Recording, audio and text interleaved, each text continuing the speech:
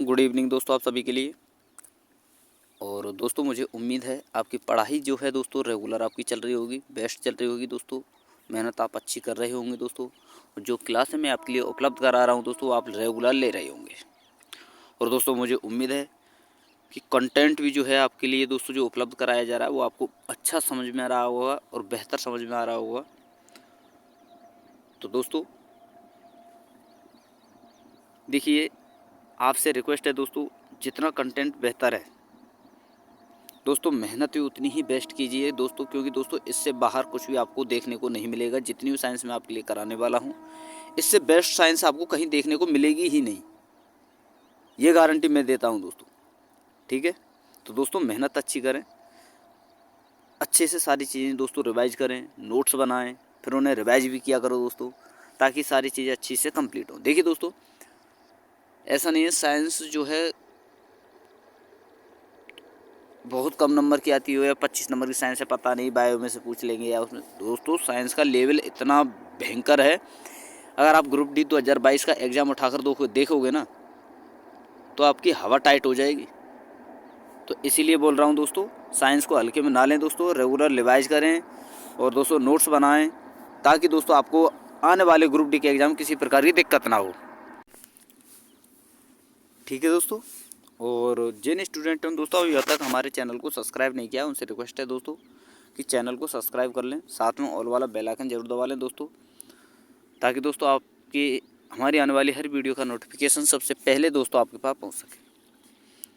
तो चलिए दोस्तों वीडियो को स्टार्ट करते हैं। और आज हम इस वीडियो में जो पढ़ने वाले हैं दोस्तों वो टॉपिक है आपका दोस्तों आनुवांशिकी, यानी दोस्तों जेनेटिक्स। और देखिए दोस्तों, मैं आपको बता दूं कि आनुवांशिकी में क्या क्या चीज़ें पढ़ी जाती है वो मैं आपके लिए बता दूं। जैसे कि दोस्तों हाइब्रिडाइजेशन होता है, संकरण होता है, ठीक है, नए नए जीवों की उत्पत्ति जो होती है जैसे कहते हैं दोस्तों हाइब्रिडाइजेशन, क्रॉस कराना, जनन कराना दोस्तों, ठीक है, जीनों के मध्य में, गुणसूत्रों के मध्य में जनन कराना, वो सारी चीज़ इसमें हम पढ़ेंगे। जैसे कि मैं आपको बता दूं दोस्तों मेंडल के बारे में, मेंडल ने क्या क्या प्रयोग किए थे वो सारी चीज़ें हम पढ़ने वाले हैं। सहलग्नता क्या होती है, प्रभावता के नियम क्या होते हैं जो मेंडल ने दिए थे, अप्रभावता का नियम क्या है, पृथक्करण का नियम क्या है, बहुत सारी चीज़ें हम इस वीडियो में पढ़ने वाले हैं। और दोस्तों ये टॉपिक थोड़ा सा आपका लंबा होने वाला है, तो वीडियो को दोस्तों ध्यान से देखना है, बहुत इंपॉर्टेंट है दोस्तों, बहुत ज़्यादा। और दोस्तों मैं बता दूं, यहाँ से दोस्तों बहुत ज़्यादा प्रश्न पूछा जाता है। तो ये टॉपिक जो है दोस्तों देखिए, आपको याद रखना है कि दोस्तों मैंने इस टॉपिक को दोस्तों वीडियो थोड़ा सा लंबा बन जाता क्योंकि दोस्तों टॉपिक बहुत लंबा है, तो इसलिए मैंने दोस्तों इस टॉपिक को 2 पार्टों में जो है डिवाइड करने की कोशिश की है। फर्स्ट पार्ट आपका है ही, फिर इसके बाद दोस्तों अगला पार्ट और होगा जो कि आपको कल उपलब्ध करा दिया जाएगा। ये इस प्रकार दोस्तों दोनों पार्टों में ये आपको जो आनुवांशिकी है कंप्लीट करा दी जाएगी। तो चलिए दोस्तों आनुवांशिकी को स्टार्ट करते हैं। तो देखिए दोस्तों, आनुवांशिकी के बारे में कुछ थोड़ा सा ओवरव्यू जान लेते हैं हम कि आनुवांशिकी होती क्या है, इसका जनक कौन है, किसने आनुवांशिकी के बारे में बताया था, वो सारी चीज़ें। तो चलिए दोस्तों वीडियो को शुरू करते हो, पेन कॉपी निकाल लीजिए दोस्तों, नोट्स बनाते रहिए और उन्हें रिवाइज अवश्य किया करो दोस्तों रेगुलर, ठीक है। तो देखिए दोस्तों, आनुवांशिकी कहते किसे हैं, आनुवांशिकी कहते किसे हैं दोस्तों, तो जीव विज्ञान की वह शाखा जिसके अंतर्गत वंशानुगति तथा भिन्नताओं का अध्ययन किया जाता है उसे कहते हैं दोस्तों आनुवांशिकी। वंशानुगति मतलब एक पीढ़ी से दूसरी पीढ़ी में जाना, आने वाली पीढ़ियां जो होती हैं उनके बारे में अध्ययन करना, एक पीढ़ी से दूसरी पीढ़ी का जो है दोस्तों, एक पीढ़ी से दूसरी पीढ़ी का अध्ययन करना, उनमें क्या क्या वेरिएशन हो सकते हैं यानी क्या क्या भिन्नताएं हो सकती हैं उनके बारे में अध्ययन करना, ठीक है।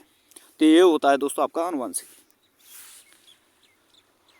और आनुवांशिकी में क्या होता है दोस्तों, जैसे कि एक जनक है, उससे कोई संतान की उत्पत्ति हुई, तो आपके कुछ लक्षण जो होते हैं उन लक्षणों का दोस्तों आपकी संतान में हस्तांतरित होना यानी स्थानांतरित होना, यानी आपके लक्षणों का आपकी संतान में पाया जाना, तो लक्षणों का भी जो है प्रभाव पड़ता है, ठीक है।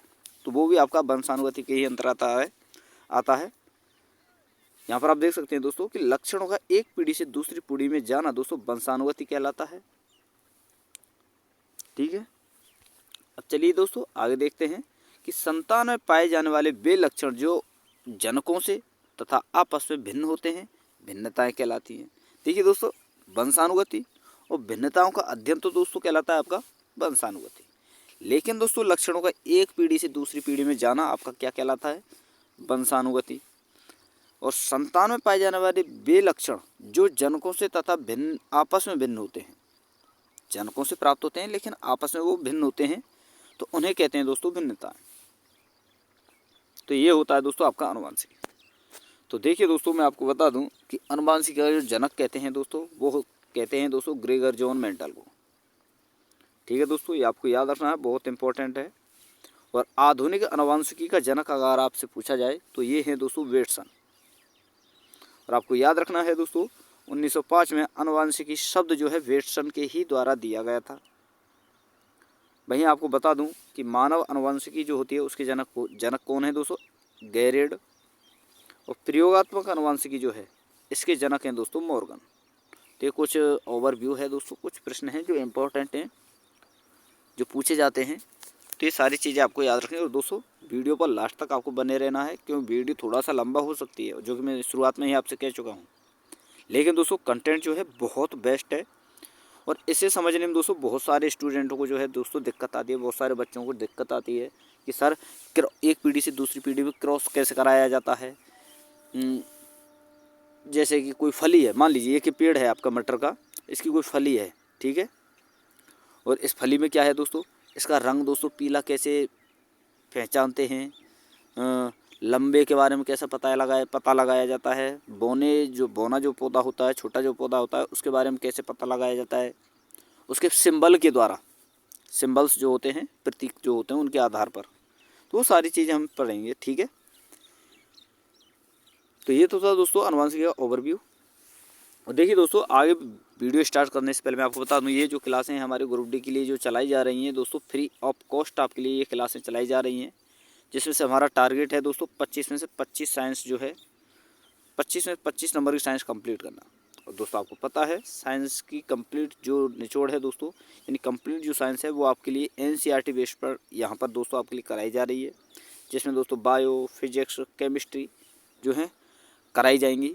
और प्रेजेंट में दोस्तों आपका बायोलॉजी वाला चैप्टर चल रहा है, जो कि दोस्तों बहुत ही इंपॉर्टेंट है आपका। और यहाँ से दोस्तों मैं आपको बता दूं कि 8 से 10 नंबर की साइंस जो है दोस्तों बायोलॉजी से पूछी जाती है। तो दोस्तों अभी तक जिन स्टूडेंटों ने दोस्तों हमारे चैनल को सब्सक्राइब नहीं किया है, तो आपसे रिक्वेस्ट है दोस्तों चैनल को सब्सक्राइब करके साथ में ऑल वाला बेल आइकन जरूर दबा लें, ताकि दोस्तों मेरी आने वाली हर वीडियो का नोटिफिकेशन सबसे पहले दोस्तों आपके पास पहुँच सके। वो वीडियो अगर आपको अच्छी लगी तो वीडियो को लाइक करना है दोस्तों, शेयर करना है। चलिए दोस्तों अब स्टार्ट करते हैं आगे। आनुवंशिकी का ओवरव्यू मैंने आपके लिए बता दिया है। अब बात करते हैं दोस्तों कि आनुवंशिकी जो होती है दोस्तों, ये सबसे इम्पोर्टेंट है, इसका जो पार्ट है वो है दोस्तों जीन पाए जाते हैं दोस्तों हमारे गुणसूत्रों पर, और जीन ही निर्धारित करते हैं दोस्तों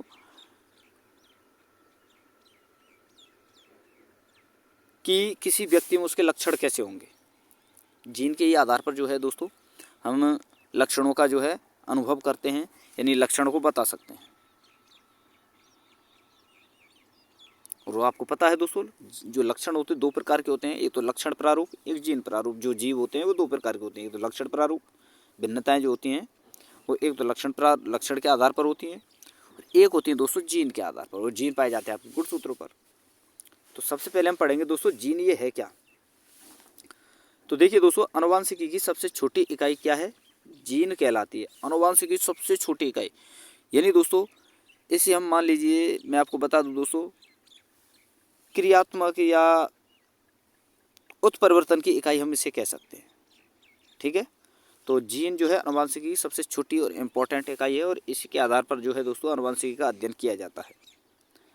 और आपको बता दूं दोस्तों, हमारे प्रत्येक कोशिका में लगभग 2.2 मीटर लंबा DNA पाया जाता है, जिसमें दोस्तों 46 गुणसूत्रों से मिलकर, जो कि दोस्तों 46 गुणसूत्रों से मिलकर बना होता है। और अर्थात दोस्तों गुणसूत्र जो है DNA का ही एक खंड होता है, और इसी DNA पर दोस्तों जीन जो हैं पाए जाते हैं।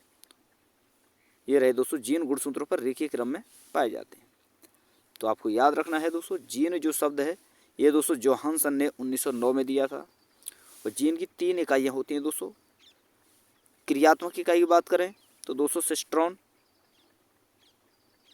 और पुनर्योजन इकाई की बात करें तो दोस्तों रेकॉन, और उत्परिवर्तन की इकाई की बात करें तो दोस्तों म्यूटोन। और जीन जो होते हैं दोस्तों सदैव जो है जोड़े में पाए जाते हैं। तो ये है दोस्तों जीन आपका, ठीक है। तो चलिए दोस्तों, जीन आपको अच्छी तरह से समझ में आ गया होगा। अब बात करेंगे दोस्तों कि समयुग्मजीय और विषमयुग्मजीय ये क्या होते हैं।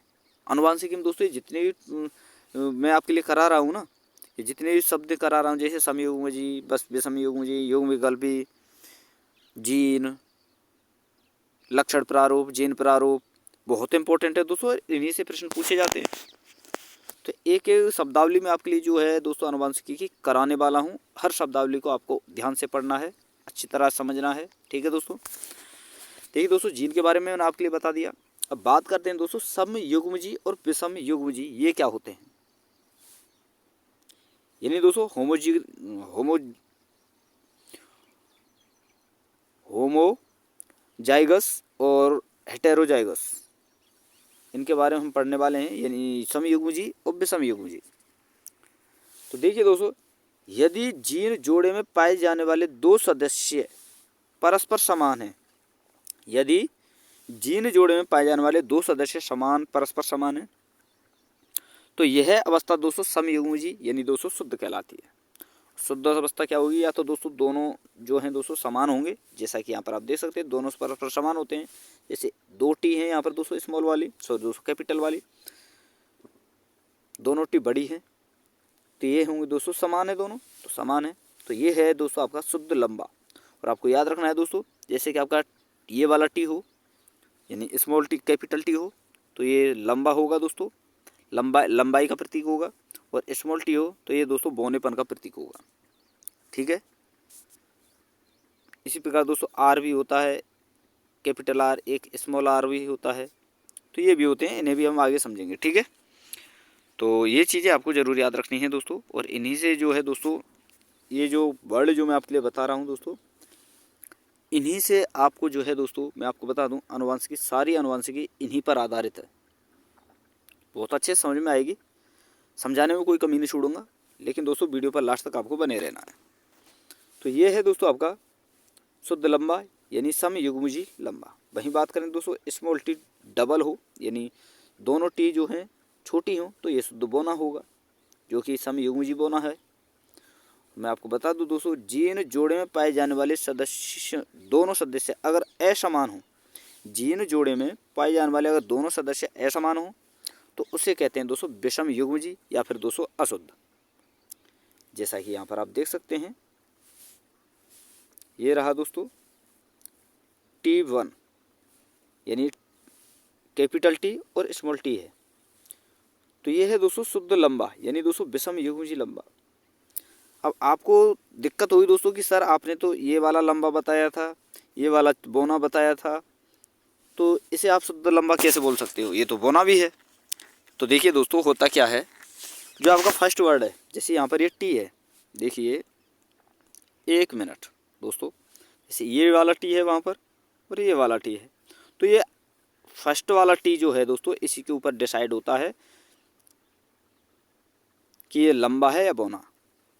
अब अशुद्ध की बात की जाए तो दोस्तों आप देख सकते हैं यहाँ पर एक बड़ा टी है, एक छोटा टी है, यानी एक कैपिटल टी है, एक स्मॉल टी है, तो ये अशुद्ध लंबा होगा। अगर ये टी वाला, ये टी पहले होता और ये टी बाद में होता तो अशुद्ध बोना होता। तो इस प्रकार से डिसाइड करते हैं, ये आपको याद रखना है, ठीक है। अब चलिए, और युग्मजीय सॉरी दोस्तों समयुग्मजीय और विषमयुग्मजीय जो शब्द हैं दोस्तों, ये वेटसन के द्वारा दिए गए थे। किसके द्वारा दोस्तों? वेटसन के द्वारा। तो दोस्तों लंबा और बौना पौधा जो होता है, इनका जो है दोस्तों विभाजन कैसे करते हैं, यानी इनकी पहचान कैसे करते हैं, आपको समझ में आ गया होगा। अब बात करते हैं दोस्तों युग्म विकल्पी की। युग्म विकल्पी है क्या? तो देखिए दोस्तों, मैं आपको बता दूं, सबसे पहले जो युग्म विकल्पी जो शब्द है ये दोस्तों वेस्टर्न ने ही दिया था। और ये युग्म विकल्पी है दोस्तों एक ही लक्षण के दो विपर्यासी या विपरीत। ठीक है दोस्तों, लक्षण समान है लेकिन वो विपरीत हैं, अलग अलग हैं। एक ही लक्षण के दो विपर्यासी या विपरीत स्वरूपों को दर्शाने वाले जो जीन होते हैं वो अलील कहलाते हैं। लक्षण समान है दोस्तों लेकिन स्वरूप में जो है वो अलग अलग हैं, तो उन जीनों को कहते हैं दोस्तों हम अलील। उस जोड़े को कहते हैं हम दोस्तों अलील। जैसे कि यहाँ पर देख सकते हो ट्रिक में कि सेम लेटर कैपिटल और सेम लेटर स्मॉल, जैसे कि कैपिटल लेटर ये वाला और स्मॉल लेटर ये वाला। ठीक है दोस्तों, तो ये होते हैं दोस्तों युग्म विकल्पी। और ये वर्ड दिया था दोस्तों वेस्टर्न के द्वारा। तो ये है दोस्तों आपका समयुग्मजी, विषम युग्मजी और युग्म विकल्पी।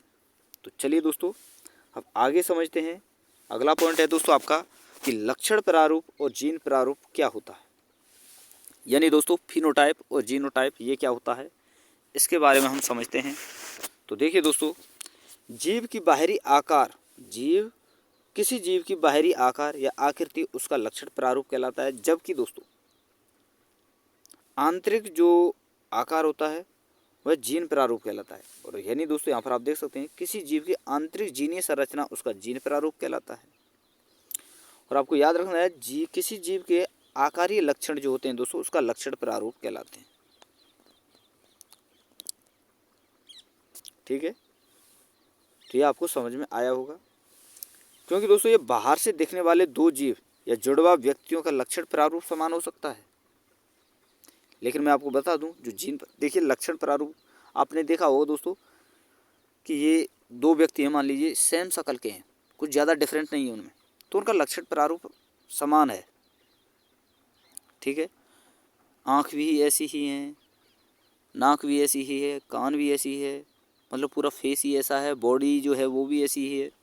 तो ये है दोस्तों इसका लक्षण प्रारूप।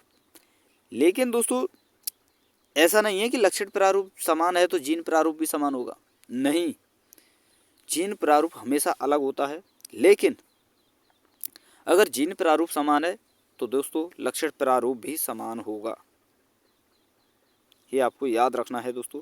जैसा कि यहाँ पर आप देख सकते हैं, बाहर से समान दिखने वाले दो जीवों या जुड़वा व्यक्तियों का लक्षण प्रारूप समान होता है, लेकिन जीन प्रारूप समान हो यह आवश्यक नहीं है। लेकिन यदि जीन प्रारूप दो जीवों का समान है तो उनके लक्षण प्रारूप भी अनिवार्य रूप से समान होंगे।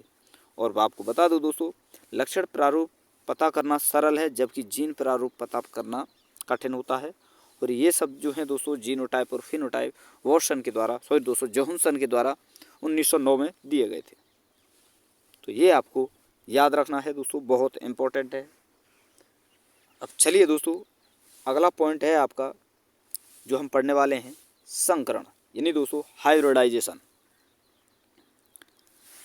और जितने भी लक्षण मैंने आपके लिए बताए हैं दोस्तों, जीन प्रारूप, लक्षण प्रारूप, युग्म विकल्पी, सम युग्म विकल्पी, ये जितनी बताए हैं दोस्तों, इन्हीं के आधार पर जो होता है दोस्तों वो होता है संकरण, यानी दोस्तों हाइब्रिडाइजेशन। एक पीढ़ी से दूसरी पीढ़ी में संकरण कराना, यही प्रक्रिया होती है दोस्तों। और इन्हीं ये जो चीज़ें मैं पहले आपके लिए बता चुका हूँ, ठीक है, लक्षण प्रारूप, जीन प्रारूप, युग्म विकल्पी, जो भी हैं, स्मॉल टी, कैपिटल टी, ये जितनी बताई हैं इन्हीं के आधार पर दोस्तों हम जो है दो जीवों के बीच जो है निषेचन कराते हैं, यानी निषेचन कराते हैं। और उस निषेचन से जो संतान प्राप्त होती है उसे कहते हैं दोस्तों हम संकरण। तो चलिए दोस्तों संकरण को हम समझते हैं, यानी दोस्तों हाइब्रिडाइजेशन को हम समझते हैं। तो देखिए दोस्तों, संकरण जीव विज्ञान हाइड्रोजन हाइब्रिडाइजेशन की वह प्रक्रिया है जिसमें दो पादप या दो अलग अलग जाति के जंतुओं में निषेचन कराकर नया पादप या नया जंतु उत्पन्न किया जाता है। और इस प्रक्रिया को दोस्तों संतान संकर, यानी दोस्तों हाइब्रिड कहते हैं, जिसमें दोस्तों भिन्न प्रकार के लक्षण पाए जा सकते हैं, अलग अलग लक्षण पाए जा सकते हैं। क्योंकि दोस्तों एक तो ये है, ये मान लीजिए दोस्तों, मैं आपको यहाँ पर मैं समझा दूँ, मान लीजिए एक है कुत्ता ठीक है दोस्तों, एक है बिल्ली। अब बिल्ली, कुत्ते के कुछ जीन लिए हमने और बिल्ली के जीन लिए। ऐसे थोड़े ही है दोस्तों, जो जीव बनेगा वो कुत्ता भी, कुत्ता और कुत्ता हो सकता है या बिल्ली हो सकता है। एक एक जो है दोस्तों, या तो कुत्ता ही बनेगा या बिल्ली ही बनेगी, ऐसा नहीं होता। क्योंकि दोस्तों हमने बिल्ली का भी जीन लिया है और कुत्ते का भी जीन लिया है। तो जो जीव बनेगा उसमें लक्षण जो है दोस्तों बिल्ली के भी होंगे, कुत्ते के भी होंगे। उसका आकार दोस्तों, उसका जो लक्षण प्रारूप है दोस्तों, जीन प्रारूप के आधार पर बात करें तो दोस्तों उसमें जो बिहेवियर होगा उसका, वो कुत्ते के जैसा भी हो सकता है और बिल्ली के जैसा भी। लेकिन दोस्तों उसका जो लक्षण प्रारूप होगा वो मैं आपको बता दूं दोस्तों, वो कुत्ते के जैसा भी होगा और आपको बता दूं दोस्तों बिल्ली के जैसा भी होगा। ठीक है, तो इसे कहते हैं दोस्तों संकरण। अब दोस्तों संकरण जो है दोस्तों कुछ पीढ़ियों के आधार पर किए जाते हैं। जैसे कि फर्स्ट बार संकरण कराया, जैसे मान लीजिए दोस्तों मैं यहाँ पर आपको बता दूं, जैसे ये कुत्ता और बिल्ली है, ठीक है, इसके जीन लिए हमने दोस्तों, इसके भी जीन लिए। तो ये जो प्रयोग हुआ, ये हुआ दोस्तों F1 पीढ़ी में प्रयोग, इनकी फर्स्ट पीढ़ी है। अब इन्हीं पीढ़ी से जो संतानें उत्पन्न होती हैं, यानी कुत्ता और बिल्ली के जो हाइब्रिडाइजेशन से जो संतान उत्पन्न हुई, यानी इनकी प्रक्रिया के इसके निषेचन के द्वारा जो संतान उत्पन्न हुई, ये वाली, इस संतान के और इस बिल्ली के, या इस संतान के या इस बिल्ली के या कुत्ते के बीच में अगर अलग से निषेचन कराया जाए, यानी उनका हाइब्रिडाइजेशन किया जाए, तो दोस्तों वो होती है F2 पीढ़ी। तो चलिए दोस्तों इसे हम दोस्तों थ्योरी के रूप में समझते हैं कि F1 पीढ़ी क्या होती है और F2 पीढ़ी क्या होती है। तो देखिए दोस्तों, ये रहा आपका F1 पीढ़ी और F2 पीढ़ी। तो चलिए दोस्तों एक एक करके सारे पॉइंटों को हम समझते हैं। तो देखिए दोस्तों फर्स्ट पॉइंट है आपका कि F1 पीढ़ी को प्रथम संतानीय पीढ़ी कहते हैं तथा F2 पीढ़ी को द्वितीय संतानीय पीढ़ी कहते हैं। और आपको बता दूं दोस्तों अगला पॉइंट है, दो जनकों के मध्य संकरण करवाने पर प्राप्त होने वाली प्रथम पीढ़ी F1 पीढ़ी कहलाती है।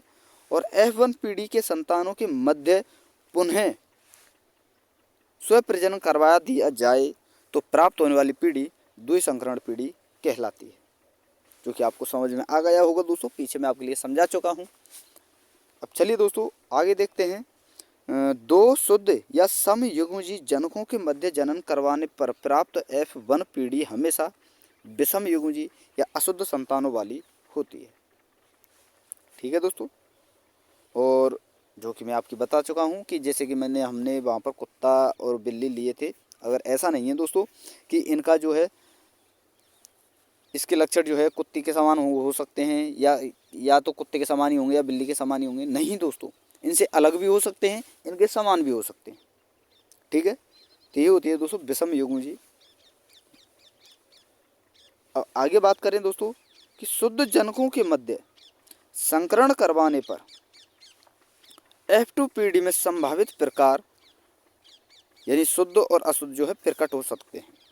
यानी ये होते ही हैं दोस्तों, वो शुद्ध भी हो सकते हैं, अशुद्ध भी हो सकते हैं।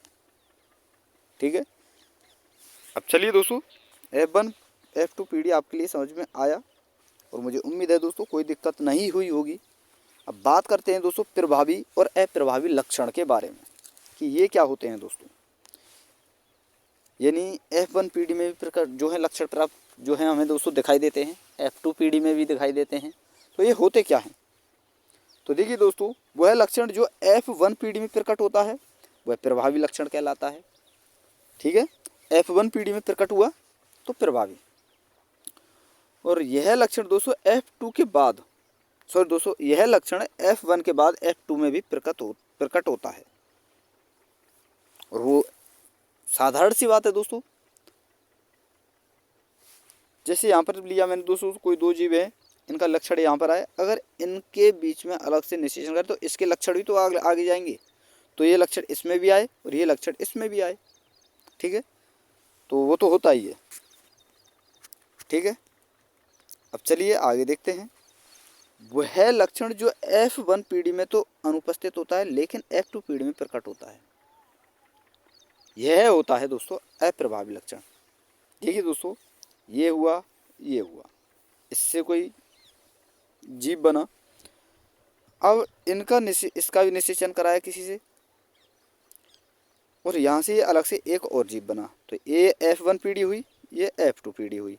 लेकिन दोस्तों इनके लक्षण इसमें तो ना आकर के दोस्तों सीधे यहाँ पर आ जाए, तो ये होता है दोस्तों अप्रभावी लक्षण। ठीक है, तो आपको समझ में आया होगा, कोई दिक्कत नहीं हो रही होगी दोस्तों।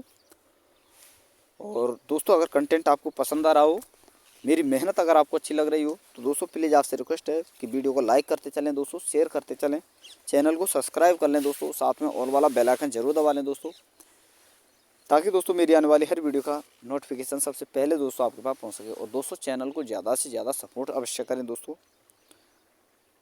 ठीक है, अब चलिए दोस्तों आगे देखते हैं कि प्रभावी लक्षण को अंग्रेजी वर्णमाला के बड़े अक्षर प्रभावी जो होता है, बड़े अक्षर जैसे टी हुआ, आर हुआ, इस प्रकार से, और अप्रभावी को दोस्तों छोटे अक्षरों से, जैसे दोस्तों ये वाला टी, ये वाला आर, इस प्रकार से दर्शाते हैं। जब प्रभावी तथा अप्रभावी को साथ लिखा जाए तो पहले प्रभावी आएगा यानी दोस्तों बड़ा आएगा, फिर अप्रभावी आएगा यानी छोटा आएगा। ठीक है, तो इस प्रकार से लिखा जाता है, जो कि मैं पहले आपके लिए बता चुका हूँ। ठीक है, अब चलिए दोस्तों आगे चलते हैं।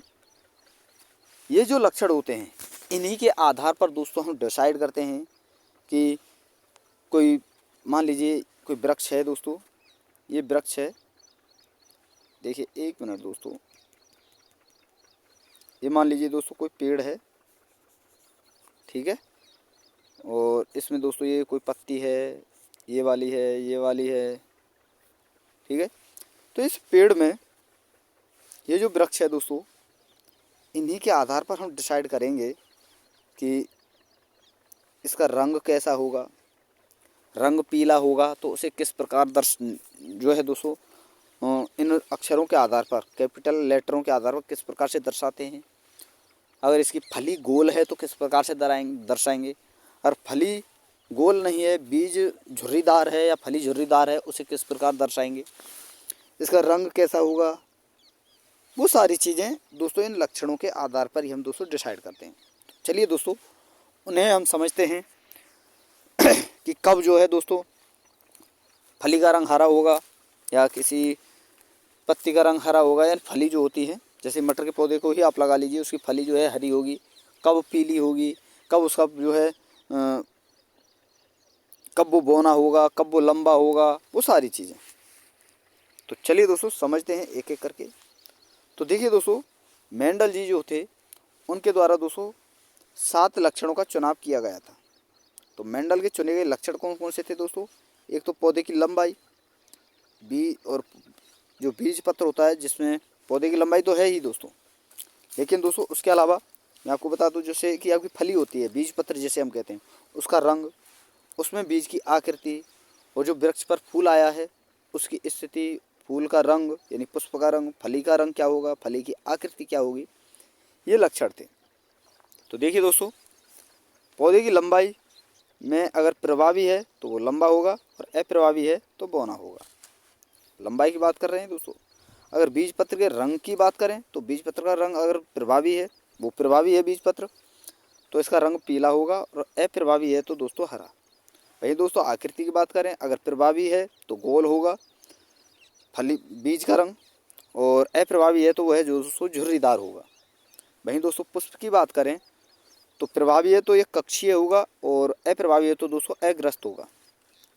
वहीं दोस्तों बात करें पुष्प का रंग, फूल जो होता है उसका रंग, अगर प्रभावी है तो लाल या बैंगनी होगा, अप्रभावी है तो दोस्तों सफ़ेद होगा।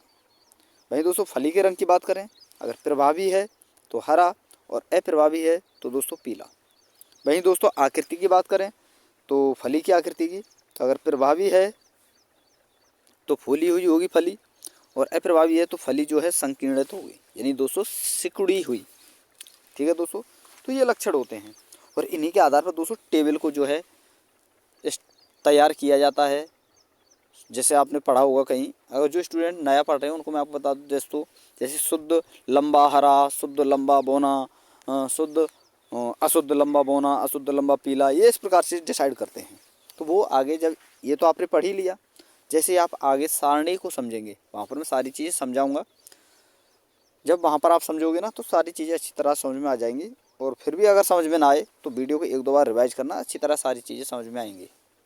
लेकिन दोस्तों देखिए, ऐसा नहीं है हर चीज़ जो है आप एक बार में ही कंप्लीट कर पाओ। देखिए दोस्तों, टाइम लगता है, समय लगता है, और ये तो मुझे भी पता है, आपको भी पता है। लेकिन जब आप रिवाइज करोगे, जब तक आप रिवाइज नहीं करोगे आप कंप्लीट नहीं कर पाओगे, और रिवाइज करोगे तो ही दोस्तों आपका जो है कुछ हो सकता है। अगर साइंस में अगर आप कुछ करना चाहते हो तो दोस्तों हर चीज़ आपको अच्छी तरह समझनी होगी, वो रिवाइज करनी होगी। ठीक है, अब चलिए दोस्तों आगे देखते हैं, मेंडल के बारे में समझते हैं। ये जो जितने भी सारी चीज़ें हम पढ़ रहे हैं ना दोस्तों, आजकल हम डिसाइड कर लेते हैं दोस्तों, नई नई जो है बीज आ रहे हैं। आपने किसानों के पास देखा होगा कि अब की बार हम मान लीजिए गेहूं की फसल बोई जाती है, बोलते हैं ना आज अरे यार उस ब्रांड का गेहूं लाएंगे,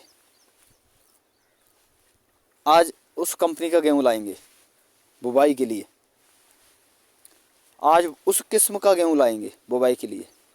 अरे यार नहीं, अगली साल वो बोया था, उस साल वो बोया था, अब की बार ये वाला बीज बोएंगे। तो ये डिसाइड होता है दोस्तों मेंडल के कारण ही, क्योंकि दोस्तों इन्होंने ही सारी चीज़ों के बारे में समझाया था, ताकि दोस्तों आज प्रेजेंट में आप देख रहे हो नई नई किस्में आ रही हैं, वो इन्हीं के थ्योरी के आधार पर आ रही हैं, ऐसा नहीं है। हालांकि बहुत सारे वैज्ञानिक हैं जिन्होंने इनका साथ दिया, जैसे वाटसन एवं मॉर्गन हुआ, ठीक है, वाटसन एवं क्रिक हुए, बहुत सारे वैज्ञानिक हैं। लेकिन सबसे अहम योगदान जो रहा था दोस्तों, वो रहा था मेंडल का।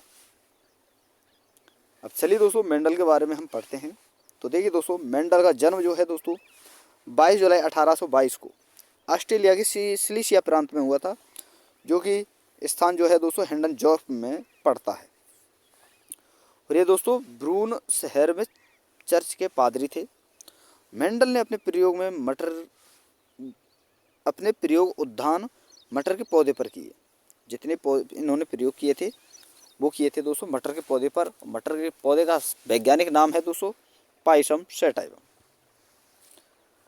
मेंडल ने अपने प्रयोग दोस्तों 1857 से 1865 के मध्य किए थे, लेकिन मेंडल के प्रयोगों का प्रकाशन 1866 में जो है हुआ था। मेंडल ने अपने प्रयोगों के दौरान जो है दोस्तों सांख्यिकी का प्रयोग किया था, और मेंडल की मृत्यु जो हुई थी दोस्तों सिलिकोसिस के कारण हुई थी 1884 में। ठीक है, मेंडल ने मटर के पौधे का चुनाव क्यों किया, ये यहाँ से दोस्तों देखिए 2022 का जो ग्रुप डी का एग्जाम हुआ था, ये प्रश्न पूछा गया था। ऐसा नहीं है कि मैं आपके लिए दोस्तों वैसे ही पढ़ा रहा हूँ, ये प्रश्न पूछा गया था कि मेंडल ने, और थ्योरेटिकल वहाँ पर दोस्तों जो है ऑप्शन दिए गए थे, बहुत बड़े बड़े ऑप्शन थे। तो यहाँ पर ये चीज़ आपको अच्छी तरह समझनी है कि दोस्तों मेंडल ने मटर के पौधे का चुनाव क्यों किया था। तो क्यों किया था दोस्तों, ये इसलिए किया दोस्तों कि मटर का पौधा जो है एक तो कम स्थान घेरता है और एक वर्षीय होता है, यानी दोस्तों इसकी कम समय में जो है अधिक पीढ़ियों का जो है चुनाव किया जा सकता है, यानी अध्ययन किया जा सकता है। और मटर जो है दोस्तों पौधा द्विलिंगी या उभयलिंगी पुष्पों वाला होता है, जिससे दोस्तों स्वयं परागण करवाना इनमें जो है आसान होता है। तो इसलिए इन्होंने दोस्तों मेंडल ने जो है मटर के पौधे को ही चुना था। अब चलिए दोस्तों आगे देखते हैं, एकल संकरण प्रयोग। संकरण के बारे में तो हम पढ़ रहे हैं कि हाइब्रिडाइजेशन।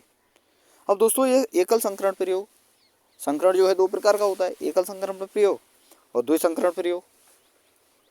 ठीक है, तो एकल संकरण प्रयोग क्या होता है, द्विसंकरण प्रयोग क्या होता है, वो हम समझने वाले हैं। तो चलिए दोस्तों सबसे पहले हम समझेंगे मोनोहाइब्रिड क्रॉस, यानी दोस्तों एकल संकरण प्रयोग।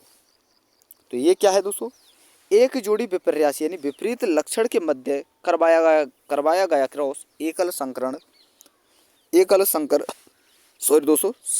संकरण कहलाता है। जैसे कि दोस्तों ये कोई जनक है दोस्तों, ये शुद्ध लंबा है, ये शुद्ध बौना है। यहाँ से हमने युग्मक लिए दोस्तों, ये तो शुद्ध टी लिया, ये शुद्ध और अशुद्ध टी लिया, यानी दोस्तों बौना टी लिया, एक लंबा टी लिया। अब इनमें जैसे ही हमने क्रॉस करवाया तो F1 पीढ़ी यहाँ पर हमें प्राप्त हुई दोस्तों, ये वाली कैपिटल टी और स्मॉल टी, जो कि दोस्तों विषम युग्म जी लंबा जो है ये कहलाएगा। और इन्हीं में जब दोबारा क्रॉस हमने करवाया तो हमें क्या क्या प्राप्त हुआ दोस्तों। एक तो ये वाला प्राप्त हुआ कैपिटल टी और स्मॉल टी, और एक प्राप्त हुआ दोस्तों कैपिटल टी स्मॉल टी। अगर जब हमने इनका क्रॉस करवाया दोस्तों तो हमें F2PD प्राप्त हुई। ठीक है, और ये किस प्रकार से होगी दोस्तों, देखिए ये टी है यहाँ पर कैपिटल, ये स्मॉल, ये कैपिटल, ये स्मॉल। अगर हम दोस्तों ये कैपिटल स्मॉल, इस कैपिटल में और इस कैपिटल में क्रॉस करवाएंगे तो ये शुद्ध लंबा प्राप्त होगा। अगर हम दोस्तों इसमें और इसमें क्रॉस करवाएंगे तो ये अशुद्ध लंबा प्राप्त होगा। अगर हम दोस्तों इसमें और इसमें क्रॉस करवाएंगे तो भी अशुद्ध लंबा, और अगर दोस्तों हम इसमें और इसमें क्रॉस करवाएंगे तो शुद्ध बौना प्राप्त होगा।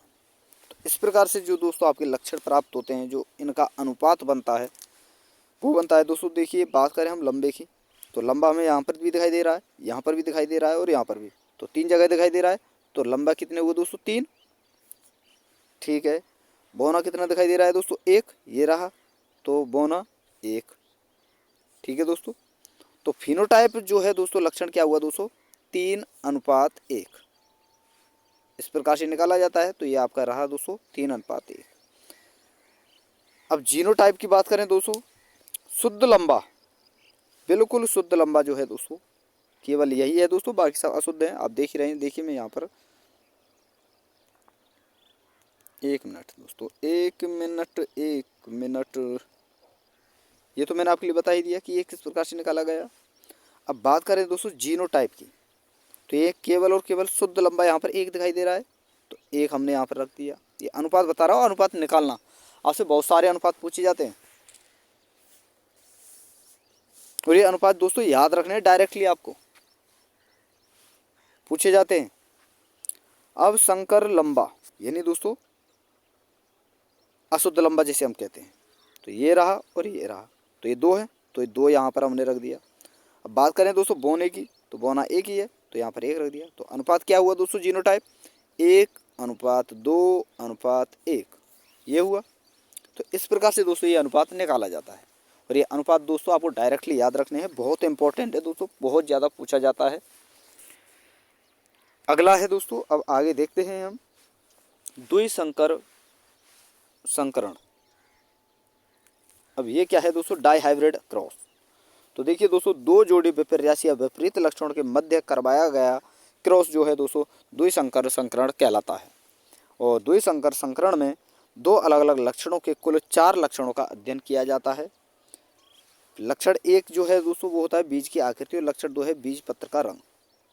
अगर गोल बीज है तो आर होगा और प्रभावी होगा, और झुर्रीदार है तो ये आर स्मॉल आर होगा और अप्रभावी होगा। वहीं दोस्तों पीले की बात करें तो बाई होगा तो वो दोस्तों पीला होगा और प्रभावी होगा, और हरा है तो वो दोस्तों स्मॉल वाई होगा और अप्रभावी होगा। और इन्हीं के आधार पर दोस्तों जो है सारी चीज़ें डिसाइड की जाती हैं। तो चलिए दोस्तों उस चीज़ को हम समझते हैं। तो उससे पहले दोस्तों मैं आपको बता दूं, देखिए यहाँ पर मान लीजिए ये 2 जो हैं दोस्तों हमने ले लिए, 4 यहाँ पर बोला था मैंने, देखिए ये रहा 4 लक्षणों का, कुल 4 लक्षणों का अध्ययन किया जाता है। जैसे कि यहाँ पर आप देख सकते हैं, ये इसके ये 4 लक्षण हैं, इसके भी ये 4 लक्षण हैं। तो ये क्या है दोस्तों शुद्ध गोल पीला। अब दोस्तों मेरे अब आप सोचेंगे दोस्तों ये होता है शुद्ध, ये तो हुआ शुद्ध गोल पीला, ये हुआ शुद्ध गोल शुद्ध झुर्रीदार हरा। अब दोस्तों मैं यहाँ पर पहले ही आपको बता चुका हूँ कि हरा कैसे बोलेंगे, पीला कैसे बोलेंगे। तो देखिए दोस्तों अगर बाई से डिसाइड हो तो पीला हरा, और आई से डिसाइड करें तो गोल और झुर्रीदार। ठीक है, कैपिटल वाई तो पीला, स्मॉल वाई हरा, कैपिटल आर गोल तो स्मॉल आर झुर्रीदार। तो चलिए दोस्तों यहाँ पर हमने लिया है, तो ये हरा है और झुर्रीदार है, तो झुर्रीदार हरा हुआ। बाई मैंने बताया था कैपिटल है तो पीला है और प्रभावी है, और आर है शुद्ध है तो गोल है, तो ये शुद्ध गोल पीला हुआ। अब इनमें जैसे ही हमने दोस्तों क्रॉस करवाया, यहाँ से ये उठाया दोस्तों, और यहाँ से भी इनका एक युग्मक उठाया और इनमें जैसे ही हमने क्रॉस करवाया तो F1 पीढ़ी में हमें क्या प्राप्त हुआ दोस्तों, आर आर। देखिए दोस्तों, आर का क्रॉस आर से होगा और बाई का क्रॉस बाई से। ठीक है, तो यहाँ पर क्या प्राप्त हुआ दोस्तों हमें, शुद्ध गोल अशुद्ध गोल। सॉरी दोस्तों, इससे हम डिसाइड करेंगे फर्स्ट वर्ड से। तो अशुद्ध बोला जाएगा तो गोल ही, लेकिन अशुद्ध है दोस्तों, अशुद्ध गोल, अशुद्धि पीला है तो पीला विषम युग्मजी, यानी अशुद्ध गोल पीला विषम युग्मजी। तो देखिए दोस्तों यहाँ पर कि F1 पीढ़ी की संतानों से प्रजनन कराने पर दो पादप आर आर व वाई वाई बाले लेंगे, जिनमें प्रत्येक पादप से 4 प्रकार के युग्मक बनेंगे। देखिए दोस्तों, आर आर का करवाया हमने। देखिए एक मिनट, यहाँ पर मैं लिख देता हूँ दोस्तों, आर आर बाई बाई। ठीक है दोस्तों, तो 4 युग्मक कैसे बने मैं आपको बता देता हूँ। एक मिनट दोस्तों, एक मिनट। जैसे कि यहाँ से हम समझते हैं, यहाँ से हम समझते हैं। सॉरी दोस्तों, एक मिनट। ये रहा आपका आर, ये रहा आपका आर, ये रहा आपका बाई, ये रहा आपका बाई। ठीक है, तो आर और बाई बड़े बड़े ले लिए पहले, तो ये बड़े बड़े हो गए। फिर आर से बड़ा आर छोटा बाई, तो ये ले लिया। छोटा आर बड़ा बाई, ये ले लिया। और छोटा आर छोटा बाई, ये ले लिया। तो 4 युग्मक इस प्रकार ये बनते हैं। और दोस्तों मुझे उम्मीद है किसी प्रकार की दिक्कत आपको नहीं आ रही होगी, अच्छी तरह सारी चीज़ें समझ में आ रही होंगी। ठीक है दोस्तों, और वीडियो पर लास्ट तक आपको बने ही रहना है दोस्तों, और हर चीज़ को दोस्तों अच्छी तरह से समझना है। ऐसा नहीं है बीच में ही क्लास से छोड़कर चले जाओ। जब तक आप कंप्लीट नहीं समझोगे तो आपको कुछ भी समझ नहीं आएगा, कुछ भी पढ़ने का आपका फ़ायदा नहीं है दोस्तों। ठीक है, तो सारी चीज़ें अच्छी तरह से समझनी है। अब चलिए दोस्तों आगे देखते हैं। अतः F1 पीढ़ी में निम्न प्रकार प्राप्त होंगी। जैसे कि दोस्तों ये आर बाई, ये आर बाई, ये आर बाई, ये आर बाई हुआ। ठीक है, ये कैपिटल लिए मैंने, ये स्मॉल, ये आर बाई एक दोनों कैपिटल हैं, तो ये शुद्ध गोल पीला हुआ दोस्तों। ठीक है, ये आर बाई अशुद्ध गोल पीला हुआ, क्योंकि मैंने बता चुका हूँ दोस्तों, आर होगा तो कैपिटल आर होगा तो शुद्ध गोल होगा, और स्मॉल आर होगा तो दोस्तों अशुद्ध झुर्रीदार होगा। भाई दोस्तों बाई के बारे में बताया था मैंने, अगर बाई होगा कैपिटल तो दोस्तों पीला होगा, और स्मॉल बाई होगा तो दोस्तों हरा होगा। तो यहाँ पर दोस्तों ये है, तो ये अशुद्ध गोल पीला होगा। यहीं पर दोस्तों इस प्रकार की बात करें तो अशुद्ध गोल, क्योंकि इसका क्रॉस करवाया दोस्तों हमने, इसका और इसका, ये इस प्रकार से चलता है दोस्तों। देखिए यहाँ पर बता देता हूँ, इसका और इसका क्रॉस करवाया, इसका और इसका करवाया, इसका और इसका करवाया, और इसका क्रॉस और इसका क्रॉस करवाया। इस प्रकार से ये निकाला जाता है। और इस प्रकार से जब ये निकाला जाता है तो इनका अनुपात जो निकल कर आता है दोस्तों दूसरी पीढ़ी में, तो ये आता है दोस्तों लक्षण प्रारूप का आता है दोस्तों 3 9 3 3 1, यानी 9331। और वहीं दोस्तों जीन प्रारूप की बात करें तो आपका रेशियो आता है दोस्तों 1 1 2 2 4 1 2 1 2 1। ये आपका निकल कर आता है, जो कि दोस्तों डायरेक्टली पूछा जा चुका है दोस्तों। ये दोस्तों प्रश्न जो है दोस्तों 2018 में भी पूछा गया था, 2022 में भी पूछा गया था, तो ये आपको याद रखने हैं। अब चलिए दोस्तों आगे देखते हैं। ये है दोस्तों आपका मेंडल के नियम। तो दोस्तों सारी चीज़ें मैं आपके लिए समझा चुका हूँ। अब बात करते हैं दोस्तों मेंडल के नियमों की। तो देखिए दोस्तों मेंडल ने 3 नियम जो हैं प्रतिपादित किए थे, यानी 3 नियम इन्होंने दिए थे, जिनमें पहला है दोस्तों प्रभाविता का नियम, दूसरा है पृथक्करण या विसंयोजन का नियम या युग्मकों की शुद्धता का नियम जिसे हम कहते हैं, वहीं तीसरा है दोस्तों स्वतंत्र अपव्यूहन का नियम। तो सबसे पहले हम बात करेंगे दोस्तों प्रभाविता के नियम की। तो बात करते हैं दोस्तों, चलिए देखते हैं एक एक करके सारे नियमों को पढ़ते हैं। तो देखिए दोस्तों प्रभाविता का नियम, इस नियम के अनुसार एक जोड़ी विपर्यासी लक्षणों के मध्य क्रॉस करवाने पर जो लक्षण F1 पीढ़ी में प्रकट होता है वह कहलाता है दोस्तों प्रभावी लक्षण। ठीक है, जो लक्षण F2 पीढ़ी में प्राप्त होता है वह कहलाता है दोस्तों अप्रभावी लक्षण। ठीक है, तो ये होता है दोस्तों प्रभाविता का नियम। वो जो जोड़ी होती है वो कैसी होती है दोस्तों, विपर्यासी, विपरीत लक्षणों की होती है, अलग अलग लक्षणों की। वहीं आगे बात करें तो दोस्तों लक्षणों के लिए विशेष शब्द जो है, विशेषक शब्द का प्रयोग भी किया जाता है। ये तो आप छोड़ ही दीजिए, ये इतना नहीं पूछा जाता है, छोड़िए आप।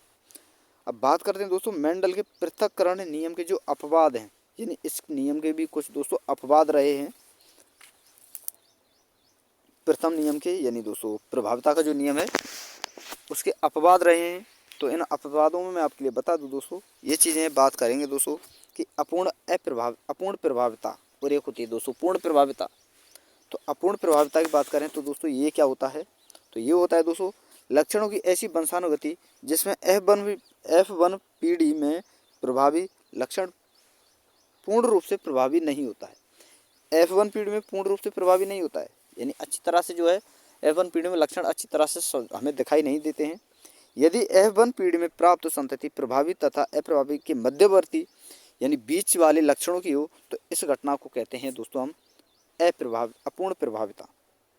जिसके दोस्तों आपको एग्जाम्पल याद रखने, ये तो आपको कुछ पढ़ना ही नहीं है, इसे भूल जाइए आप, ये भूल जाइए आप, केवल आपको यही पूछा जाता है दोस्तों। मैंने बहुत डीपली यहाँ पर कराया है, लेकिन आप देखिए दोस्तों, छोड़िए, यहाँ पर आप याद रख सकते हो, लेकिन फिर मैं आपको बता दूँ, आपको ये एग्जाम्पल याद रखना है गुलाबबास, एक याद रखना है दोस्तों स्नैपड्रैगन पादप, ये वाला भी, और एक और होता है दोस्तों आपका एंडालूशियन मुर्गा, तो ये भी आपको याद रखना है। ये हैं दोस्तों अप्रभाविता के, सॉरी दोस्तों वो क्या है, अपूर्ण प्रभाविता के नियम। ठीक है, अब बात करें दोस्तों सह प्रभाविता। और दोस्तों अपूर्ण प्रभाविता का लक्षण आपको याद रखना है, लक्षण प्रारूप और जीन प्रारूप दोनों होते हैं। तो ये क्या होते हैं दोस्तों, 1:2:1 यानी 1:2:1।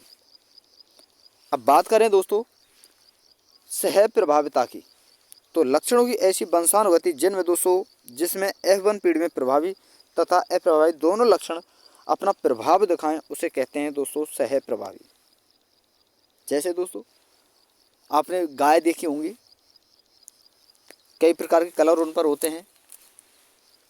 ठीक है, मुर्गे देखे होंगे दोस्तों, कई कई कलर के मुर्गे होते हैं, एक ही मुर्गे में कई कई प्रकार के आपके दोस्तों जो है कलर होते हैं मुर्गे में, लाल पीले हरे के एक ही मुर्गे पर। तो ये होते हैं दोस्तों सहप्रभाविता के लक्षण। जैसे चितकबरे पशु, मुर्गियों में 2 रंग का पाया जाना, ये भी रक्त समूह जो है ये भी दोस्तों आपका सहप्रभाविता लक्षण का जो है दोस्तों एग्जाम्पल है, ये आपको याद रखना है। अब चलिए दोस्तों आगे देखते हैं मेंडल का पृथक्करण नियम।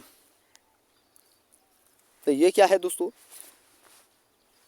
मेंडल का पृथक्करण नियम। इस नियम के अनुसार एक जीन युग्म में पाए जाने वाले 2 युग्मक जनन के समय 2 युग्मक जो हैं, इस नियम के अनुसार एक जीन युग्म में पाए जाने वाले 2 युग्मक जनक के समय, युग्मक जो होते हैं वो जनन के समय अपनी शुद्धतम अवस्था में पृथक होते हैं तथा एक दूसरे को प्रभावित नहीं होते, एक दूसरे से प्रभावित नहीं होते हैं, नहीं यानी दोस्तों एक दूसरे का इन पर कोई प्रभाव नहीं पड़ता है, और शुद्ध जो है शुद्ध ये है पैदा होते हैं यानी प्राप्त होते हैं हमें। तो ये होती है दोस्तों पृथक्करण का नियम। वहीं बात करें दोस्तों स्वतंत्र अपव्यूहन का नियम, तो इस नियम के अनुसार द्विसंकर संकरण में 2 जोड़ी लक्षणों का जब चुनाव किया जाता है तो आगे की पीढ़ियों में उनकी वंशानुगति एक दूसरे से प्रभावित नहीं होती है, अर्थात वे स्वतंत्र रूप से जो है आगामी पीढ़ियों में संचारित होते रहते हैं, ये लक्षण जो होते हैं। ठीक है, तो यही कहलाता है दोस्तों आपका स्वतंत्र अपव्यूहन का नियम। इसके कुछ अपवाद हैं तो आपको याद रखने हैं, जैसे कि दोस्तों लिंकेज यानी सहलग्नता। इसकी खोज किसने की दोस्तों, वेर्सन एवं पुनेट ने। और सहलग्नता की खोज दोस्तों किसमें की गई थी दोस्तों, लेथाइरस पादप में। तो ये आपको याद रखना है। ठीक है, अब चलिए आगे देखते हैं सहलग्नता के बारे में हम डिटेल से अगर पढ़ें तो देखिए दोस्तों इसकी खोज तो वेर्सन एवं पुनेट ने की, किसमें की दोस्तों, लेथाइरस पादप में। और सहलग्नता के बारे में सर्वाधिक मॉर्गन ने ड्रोसोफिला मक्खी में अध्ययन किया था। और इसका ये किस प्रकार से जो है दोस्तों इसको परिभाषित किया गया है वो मैं आपके लिए बता दूं। तो देखिए दोस्तों, सहलग्नता कहते कैसे हैं। यदि कोई जीन किसी गुणसूत्र पर इस प्रकार पाया जाए कि वह उसी गुणसूत्र के साथ आगे की पीढ़ियों में चला जाए, तो ये कहलाती है घटना दोस्तों सहलग्नता। जैसे दोस्तों, यानी दोस्तों किसी जीन का गुणसूत्र के आधार पर एक पीढ़ी से दूसरी पीढ़ी में जाना, यानी आने वाली अगली पीढ़ियों में जाना ही दोस्तों जो है सहलग्नता कहलाता है। जैसे हीमोफीलिया रोग होता है, ये भी दोस्तों सहलग्नता का ही उदाहरण है। यानी दोस्तों वंशानुगति जिसे हम कहते हैं, वर्णांता, सिकल सेल एनीमिया, और एक होता है दोस्तों फिनाइल कीटोनीरिया। तो ये सभी दोस्तों सहलग्नता के एग्जाम्पल है, ये आपको याद रखने हैं। अब चलिए दोस्तों आगे देखते हैं विपुंसन तथा थैलीकरण तकनीक, ये क्या होती है दोस्तों। और ये तकनीक भी है दोस्तों जिसके द्वारा दोस्तों क्या करते हैं कि क्रॉस कराया जाता है, दो जनकों के मध्य क्रॉस कराया जाता है। उन्हें दोस्तों बीमारियों से बचाया जाता है।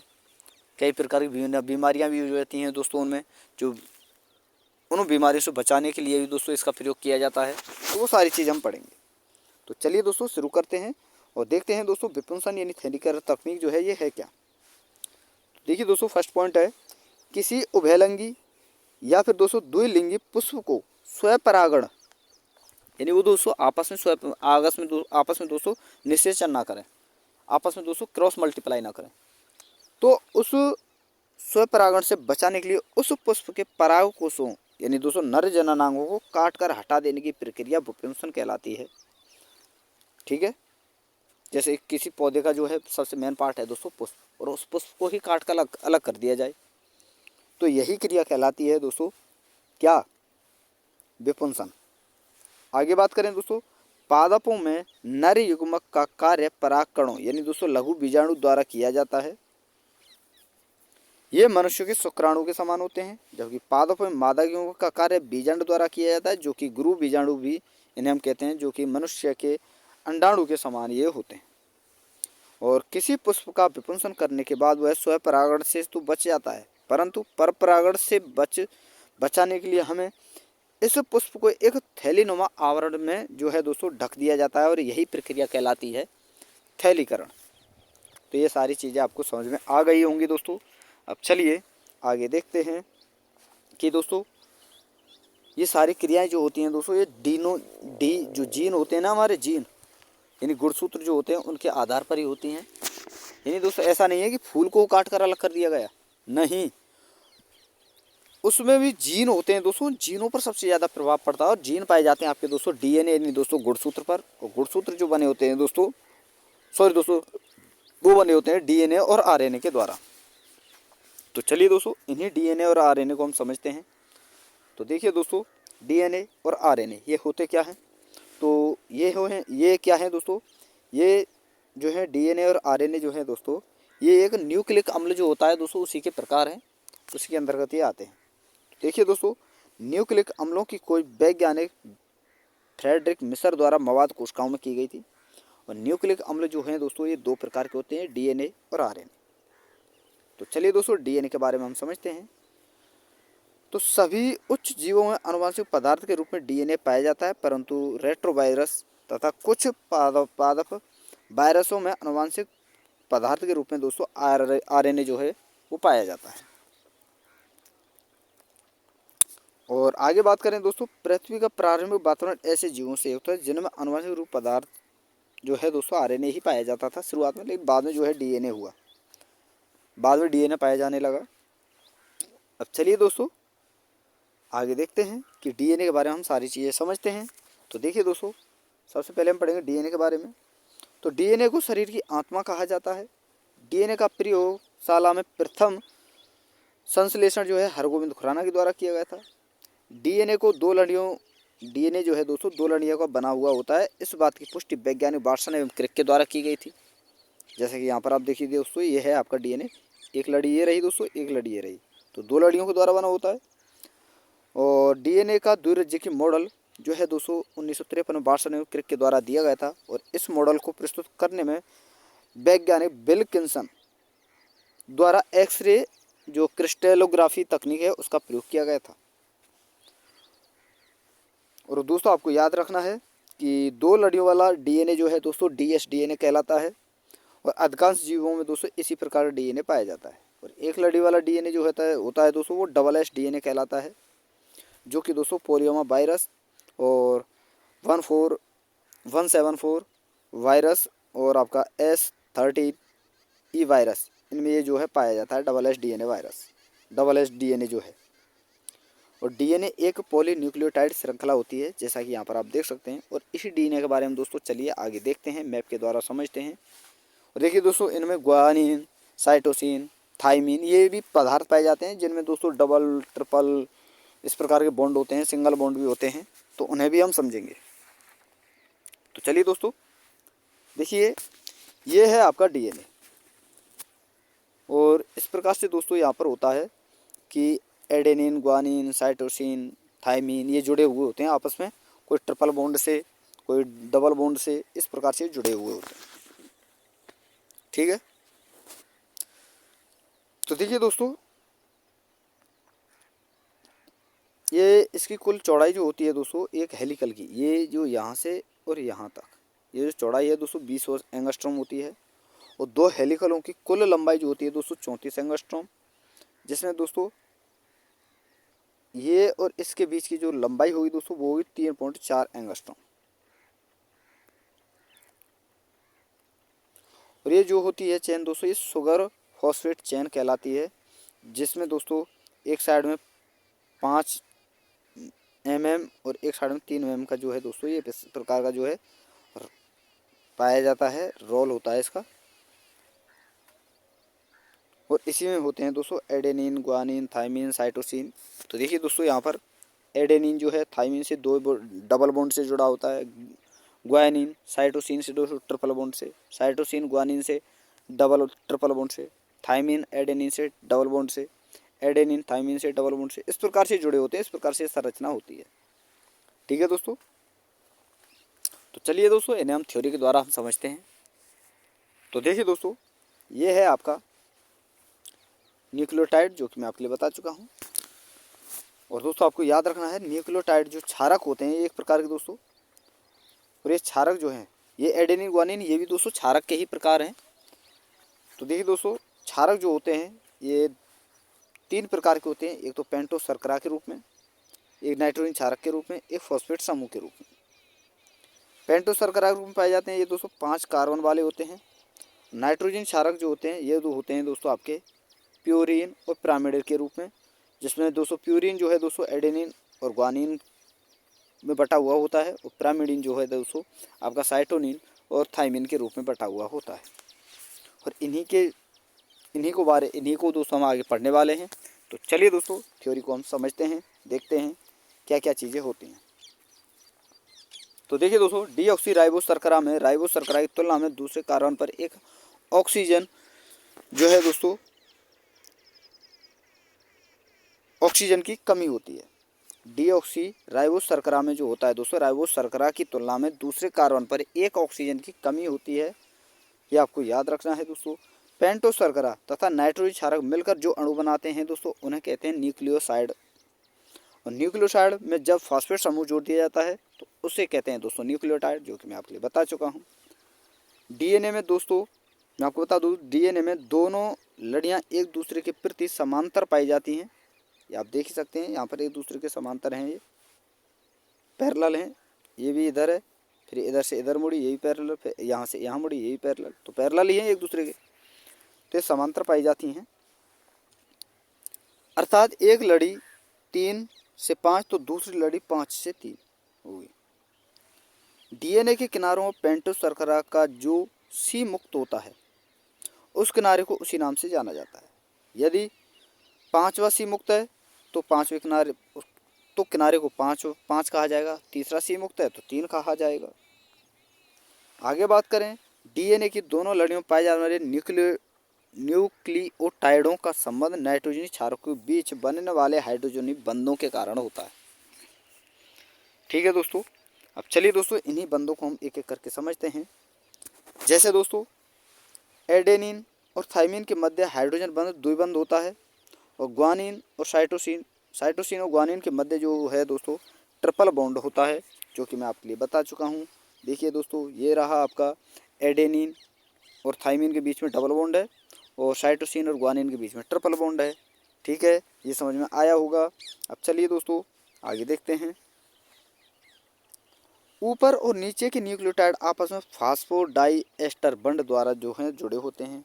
वहीं बात करें दोस्तों आगे, तो यह बंध हमेशा पांचवें तथा तीसरे के मध्य लगता है। और आपको बता दूं दोस्तों, डीएनए अणु का जो व्यास होता है वो टोटल होता है 20 एंगस्ट्रॉम, और 1 एंगस्ट्रॉम बराबर होता है दोस्तों 10⁻⁻10 मीटर। आगे बात करें दोस्तों, डीएनए के एक कुंडल में न्यूक्लियोटाइड जोड़ों की संख्या 10 होती है। ठीक है दोस्तों, अर्थात कुल 20 न्यूक्लियोटाइड जो है पाए जाते हैं, और ऊपर तथा नीचे की जोड़ों के मध्य जोड़े जो होते हैं, जैसे कि यहाँ पर देखिए दोस्तों, ये रहा, एक मिनट दोस्तों, जैसे ये जोड़ा है आपका और एक ये जोड़ा है, इनके मध्य जो अंतर होगा वो होगा 3.4 एंगस्ट्रॉम का। ठीक है दोस्तों, कितना दोस्तों 3.4 एंगस्ट्रॉम है। इस प्रकार दोस्तों पूरे जो डीएनए की कुंडल की लंबाई होती है वो होती है दोस्तों कितनी, 34 एंगस्ट्रॉम। नोट में आपको याद रखना है दोस्तों कि डीएनए डीऑक्सीराइबो न्यूक्लिक अम्ल के रूप में होता है, यानी इसका पूर्ण रूप है डीएनए का डीऑक्सीराइबो न्यूक्लिक अम्ल।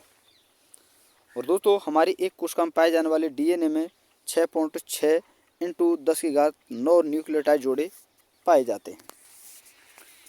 तो ये है दोस्तों डीएनए के बारे में सारी चीज़ें। अब बात करते हैं दोस्तों आगे, कुछ और पॉइंट बचे हैं। तो अगला है दोस्तों, ये मैं आपके लिए बता ही चुका हूँ, ये बता चुका हूँ। आगे बात करें दोस्तों, प्रत्येक के बीच की दूरी 3.4 एंगस्ट्रॉम होती है।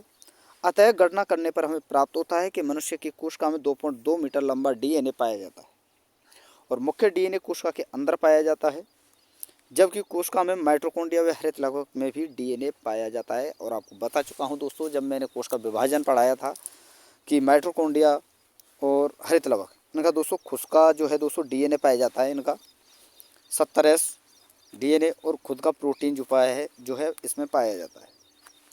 बात करें दोस्तों पादप में डीएनए की, तो ये 3 स्थान पर, कहाँ पर दोस्तों, केंद्रक, माइटोकॉन्ड्रिया और हरित लवक।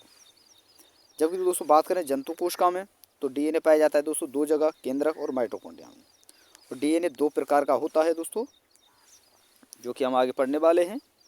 एक तो होता है दोस्तों बी डीएनए, एक होता है जेड डीएनए। बी डीएनए जो है दोस्तों, इसमें जो कुंडलियां होती हैं वो दोस्तों दक्षिणावर्त होती हैं, और जबकि जेड में वामावर्त होती हैं।